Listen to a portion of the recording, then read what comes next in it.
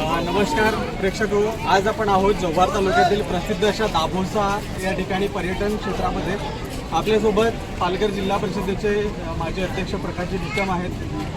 काय सांगाल, आजची आज रविवार आहे, एकूणच या परिसरामध्ये होणारी गर्दी आणि इथे जो नवीन एक स्कायवॉक बनवलेला आहे तो पाहण्याकरता, त्याच्यावरून धबधबा पाहण्याकरता इथे पर्यटक येतात, परंतु तो अजूनपर्यंत खुला करण्यात आलेला नाही आहे। या संदर्भात काय सांगाल? निश्चितच मी आता आल्यानंतर मी पाहणी केली आणि जे पर्यटक आहेत त्यांनी सगळ्यांनी मला आग्रह केला का साहेब प्रत्येकाला मला जायचं आहे।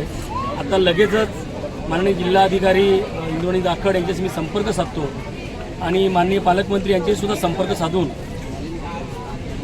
उद्या किंवा परवा हा स्काय वॉक या पर्यटकांसाठी जर खुला झाला नाही तर आम्ही सर्व स्थानिक भूमिपुत्र या ठिकाणी येऊन हा स्काय वॉक खुला करू, अशा प्रकारचं मी तर सर्व पर्यटकांना आश्वासन देतो आणि शब्द देतो की या आठवड्यात हा स्काय वॉक चालू झाला नाही तर वेळ पडली तर कुलूप सुद्धा तोडण्याचा आम्ही परिणामी, जरी आम्ही सरकारमध्ये असलो तरी सुद्धा या ठिकाणी येणारे पर्यटक, लाखो पर्यटक फक्त स्काय वॉकसाठी येतात।